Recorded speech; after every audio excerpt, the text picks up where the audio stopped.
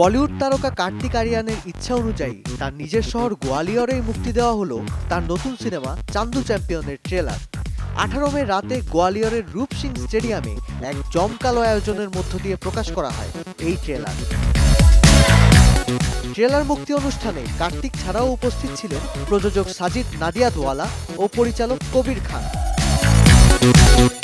ভারতের ইতিহাসে প্রথম প্যারা অলিম্পিক স্বর্ণপদক জয়ী মুরালিকান্ত পেটকারের জীবন অবলম্বনে নির্মিত হয়েছে চান্দু চ্যাম্পিয়ন। কার্তিক জানান, পর্দায় মুরালিকান্ত হয়ে উঠতে 1.5 বছর কঠোর নিয়মকানুন মেনে চলতে হয়েছে তার, আর তাতে প্রায় রোবটে পরিণত হয়েছিলেন তিনি।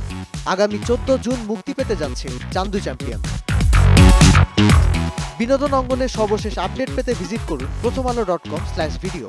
ফলো করুন প্রথম আলোর ফেসবুক পেজ ও ইউটিউব চ্যানেল।